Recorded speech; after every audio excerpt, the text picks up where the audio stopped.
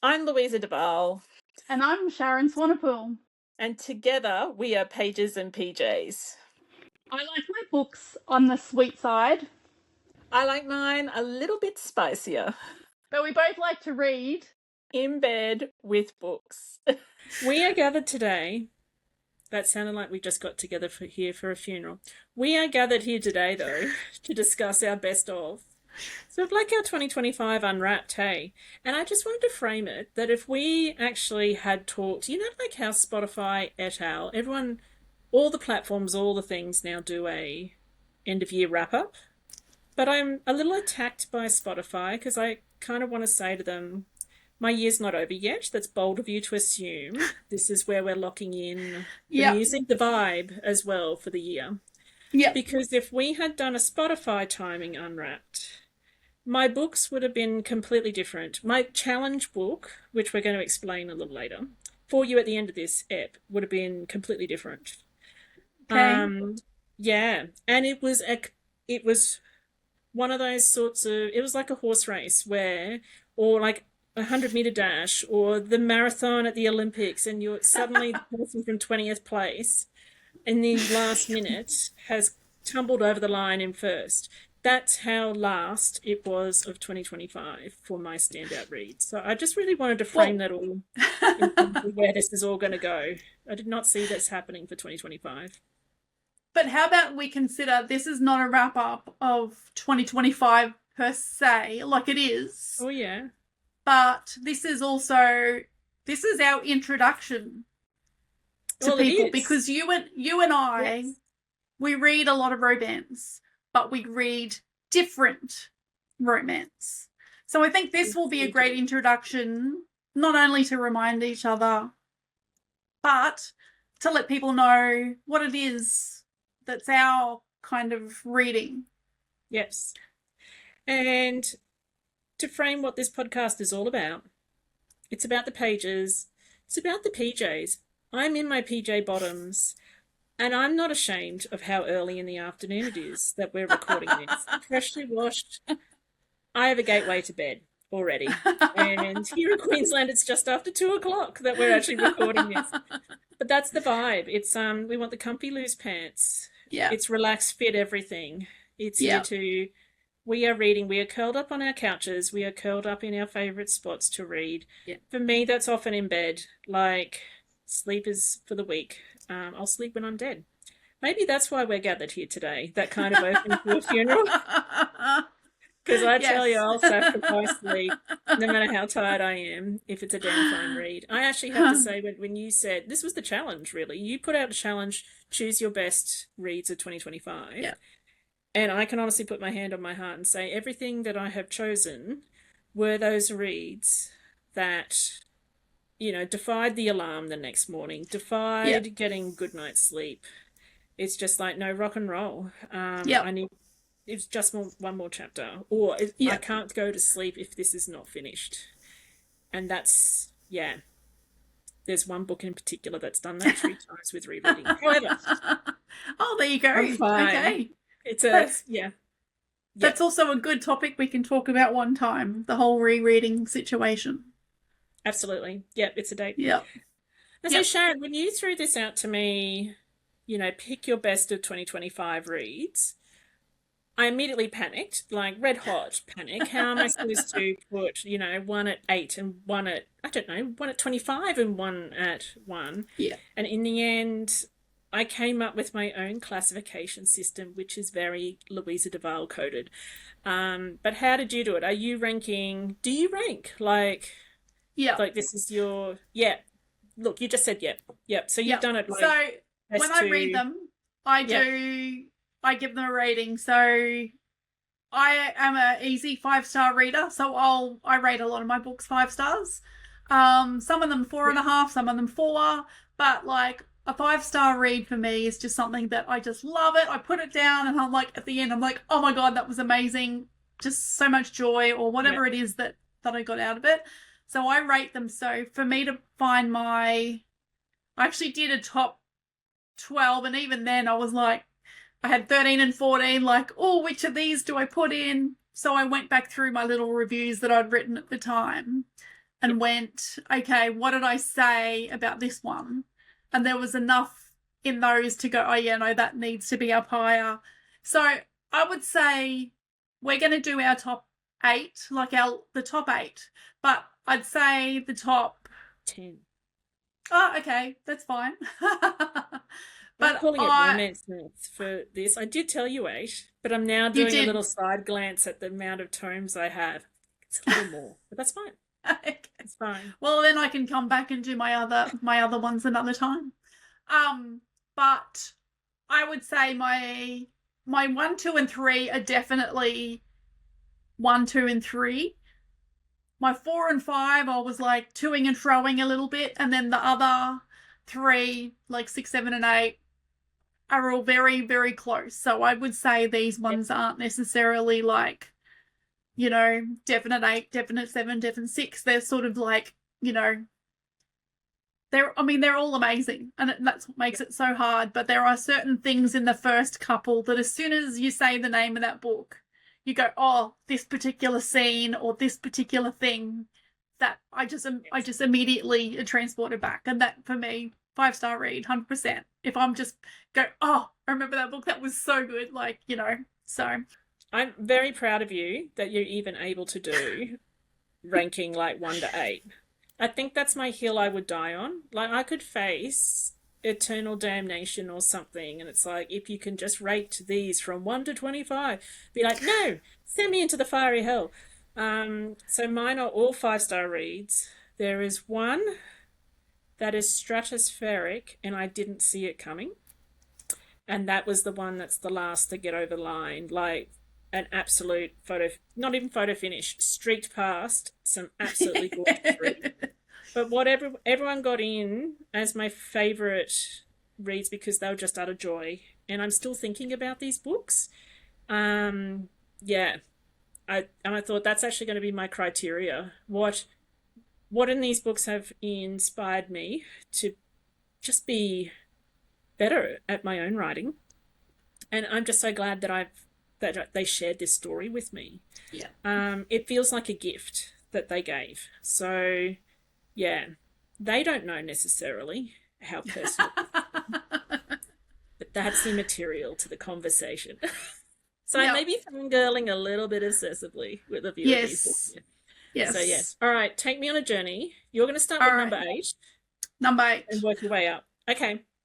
Yep. Talk so, and I'm going to read off my sheets because, like, I've just got too much.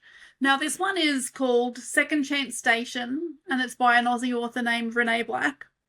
I listened to the audio on this one, so I don't have a copy of the book, but the audio was amazing as well. I'll just give you a little bit of the blurb. I won't do the whole thing. But it's set at Windale Mountain Sheep Station, and there's only one rule: don't sleep with the guests. So, you know, we can already tell where it's going. Now, it is rural romance, but I think this one is a little bit different in the fact that the protagonist, when you first meet them, they're a 16-year-old girl. I've put it a little bit in my comments about it. Basically, she's in trouble. Like, she's stealing to survive. The cops are on, you know, she's on the cops' radar. She's a trouble girl, and then she ends up being picked up to go to work on this sheep station, and then you see her, I think it's 10 years on, and her life has been changed, and I loved that concept. And the sheep station itself is just for all women to be working on the sheep station, and one of the main characters, Nova, she's the one that owns the sheep station. She could have some amazing stories to tell on her own. But what happens is there is a professional rugby league team turn up to do some training pre-season at a camp. So this is where a little bit of our romance comes in. I'll read you a little bit of what I wrote for my review at the time. Emotional, hopeful, and inspiring. It's a tale of second chances. The story starts with a young indie down on her luck, stealing to survive. I love the concept of a place to help troubled young women, and the owner of the place, Nova, could tell a few stories, which I said before. Indy and Carter, who's one of the guys from the rugby league crew, are a great couple too. It's a bit rural romance, a bit sports romance with the rugby league crossover, but with a lot of big decisions to be made along the way about their respective careers. One of the things I did love about this book, though, is it's not like all the way along, it's not your typical character. It's particularly when you have Indy who's in trouble with the law to start with. It's not often how you'll find why people end up in a rural romance, how one goes back to the country and that sort of stuff. They're both very focused on their individual careers, and so it's decisions that have got to be made. And I just loved the idea of how it all went, but also the chemistry. The chemistry between these two is pretty cool. So that's my number 8. Well, I had Renae as well. I did my stack beside me, which is great as a visual because you can't see it. But I want you to come on a visionary sensory experience right now. I'm going to be pulling books off my stack as I go. Now, Renae's book, Second Chance Station, is one of the books. I've got 2 books that are in the painting stash. So what the heck does that mean, Lou?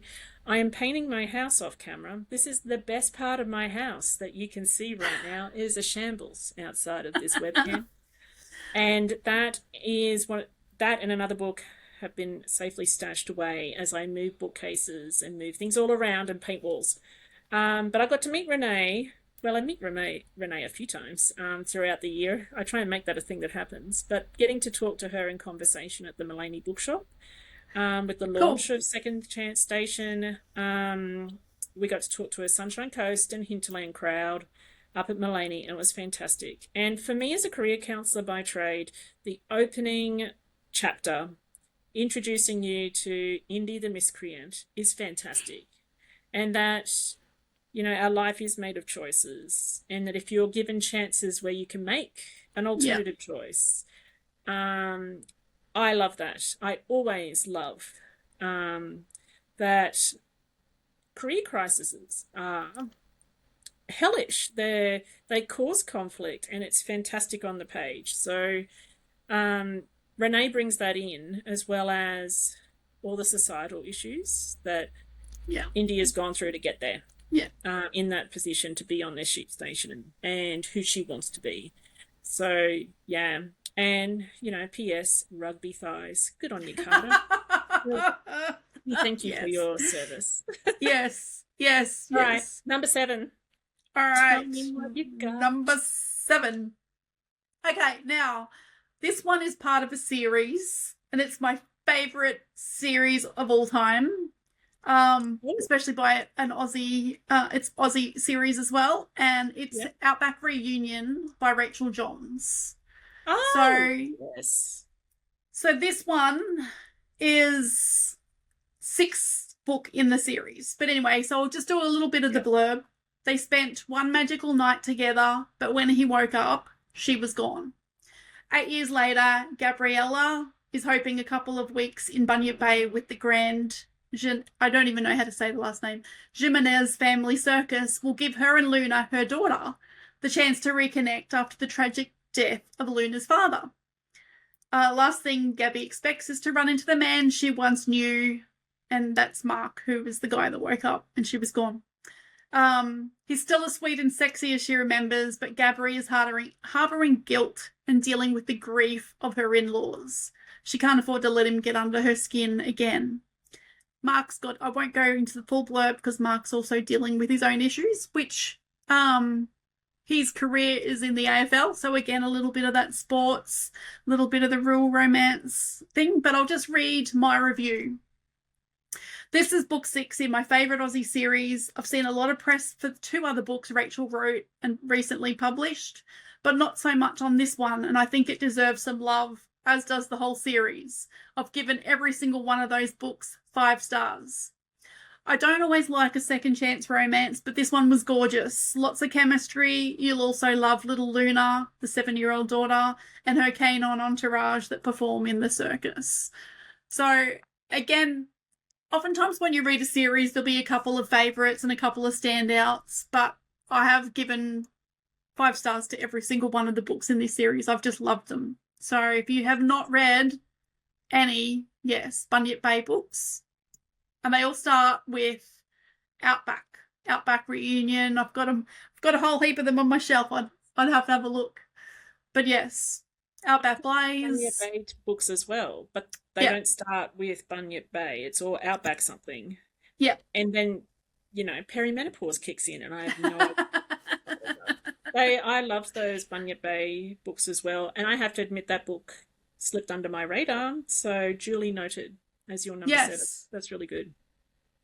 All right, I put mine in date order that I read them because I'm going through my 2025 stash. I want to talk about coming in hot earlier in the year. Oh, Beau McBride. Or Seven Brides for Beau McBride. On paper, Amy Barry, I can't believe just how good the premise is. We're talking mountain men, but they're pioneering, like Oregon Trail sort of computer game mountain men, turning up in wagons with their big stocky horses, and they're going to cut down trees and make a log cabin. That kind of competence, if you know what I'm saying. yes.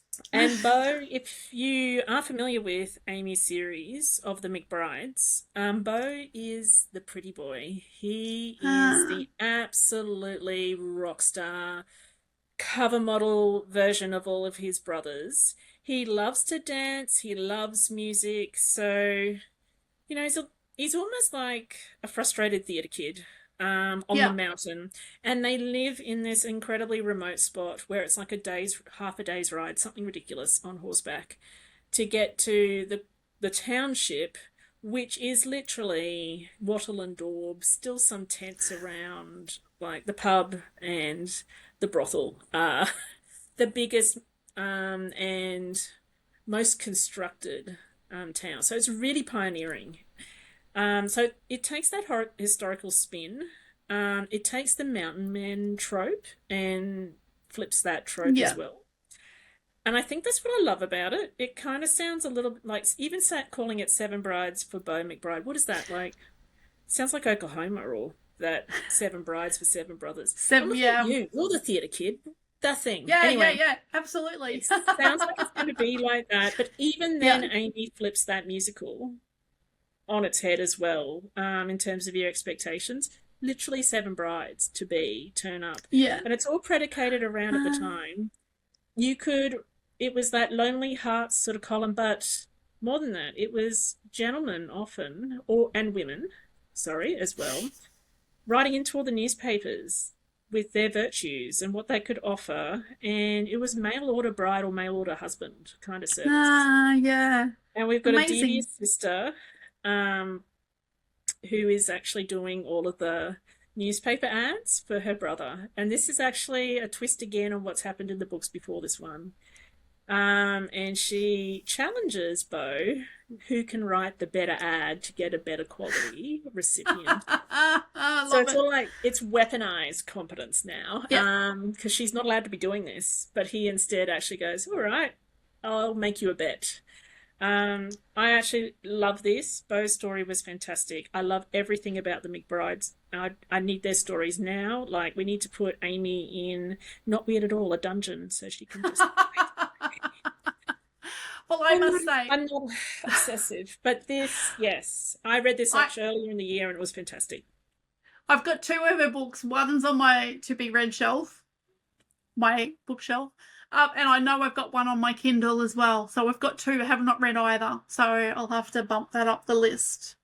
I think you'll love it, because we have differences in our joy when it comes to heat levels. And I think it's a heat level. The sweetness of it, you are going to love. Awesome. And if it's something that Amy Barry just knows how to bring to the page, it's Frisian and the tingles, because it's pioneering days, but it's also sexy. Love it. Totally delivers everything you want in a HEA. Yep. All right, I'm where are we up to for you with your numbers? All right. So this one it's a little bit different. It's historical. Well, it's actually dual timeline, I would say.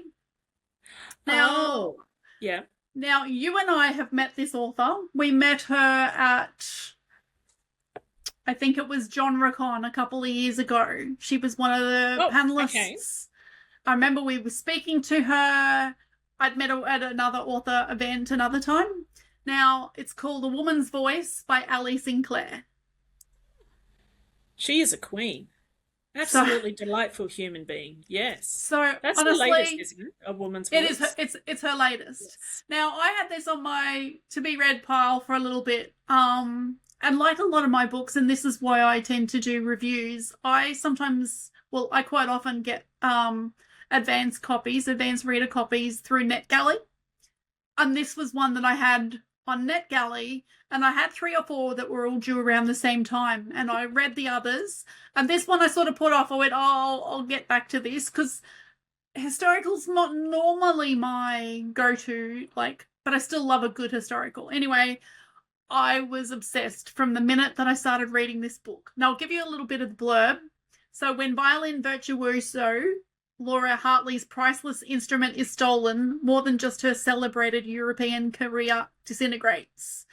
Now, there is a couple of scenes in this book, and there's one where the character has an opportunity, and she's getting to go on this journey, and then you find out that it's on board the Titanic. So you automatically know the fate of that ship. So right away, that was one of those moments where you get to that point and you find out what the boat is that she's going on, and you're like, it's just oh my God. But you know the fate of the journey, but you're just like, how does it happen? How does it happen, or how does it not happen? What happens? It's just one of those ones that I was just like, oh my God. And this is my review that I wrote at the time. What an epic journey. I stayed up half the night reading this just to find out what happened. Couple of things I did predict, yet others I never saw coming. Beautiful, tragic, inspiring, a dual timeline that weaves together like 2 instruments playing the same tune. Highly recommended. Now, honestly, there was so many different layers to this story, not just the fact that it's a dual timeline.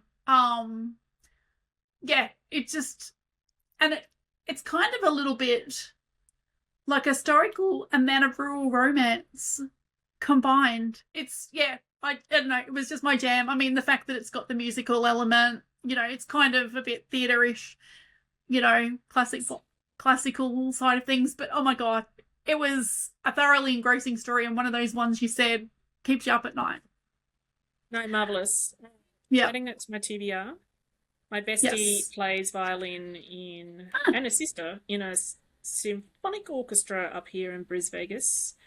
And I think that'll be something that we can share as a read. Yeah. You had me violin. Cool. Nice. Yeah. Cool. Because I don't put things in number order.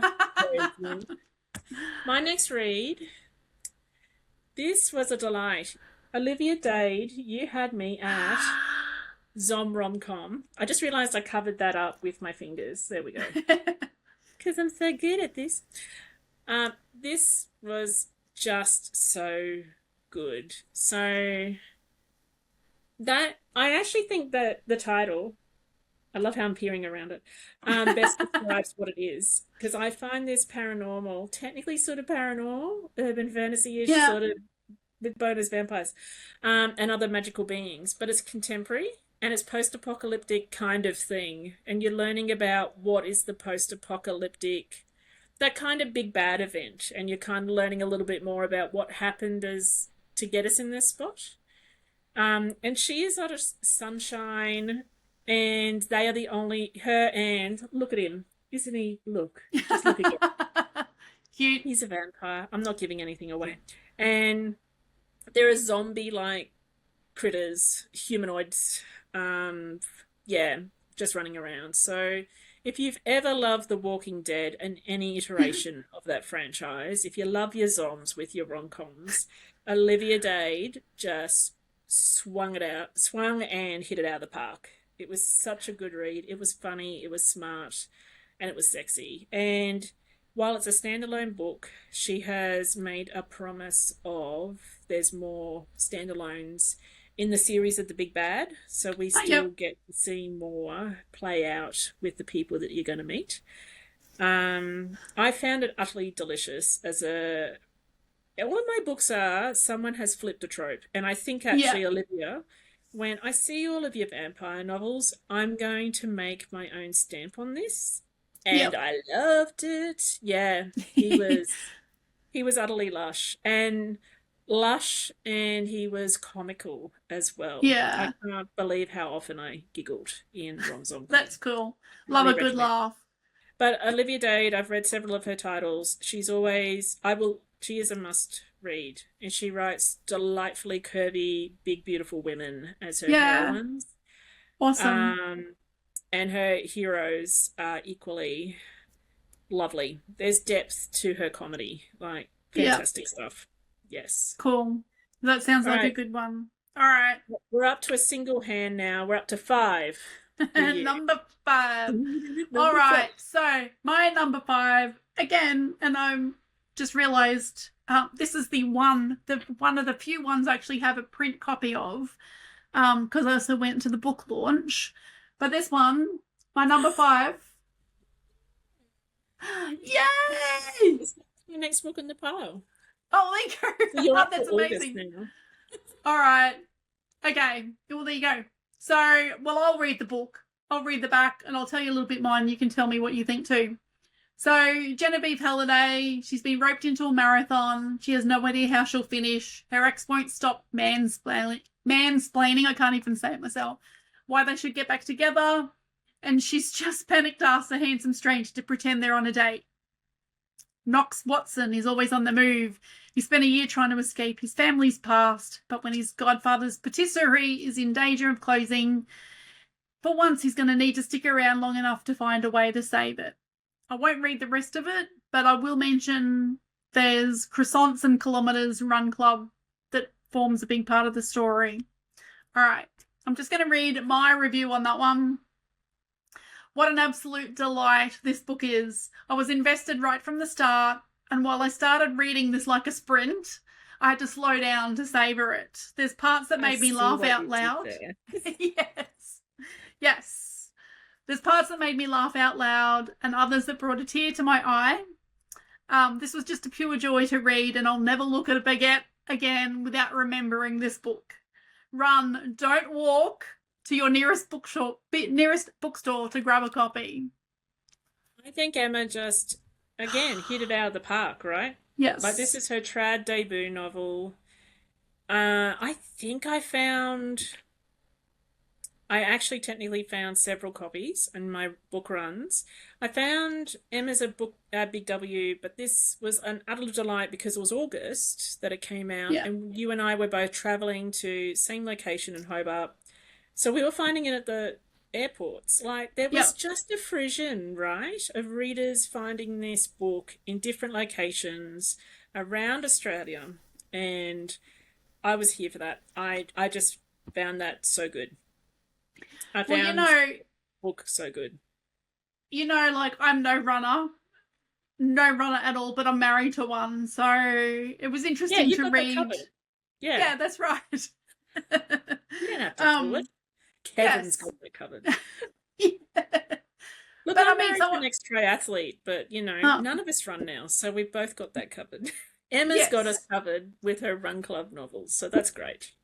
But seriously, like, I just want to show off, that is actually an underwhelming amount of annotation tabs, because I quickly went through just to do highlights, but there's so many things about this novel that live rent-free in my head. And Emma, I think you're just bringing the queen of the slow burn. I often joke that she has a double degree in journalism and longing. She brought both of those to the run, in the long run. So this was great. I think about this just randomly all the time, and that's why it's on this pile. Loved it. Yeah. She had me at croissants. She had you at baguette. Yeah, that's right. You have to read it. You have to read it to find out what we're talking about, and I recommend that you do. Absolutely. You won't look at baked goods again the same way. And you're welcome when you do. There you go. That's right. All right, we're going to hit pause there, and we're very curious about how many similarities you may have had, or differences for that matter, of your current top reads for 2025. And we're going to continue the list. So stay tuned for part 2 of our top reads for 2025. And make sure you're following us on all our socials. Follow us on this podcast, subscribe, do all the things that you need to do to find out what else is coming up.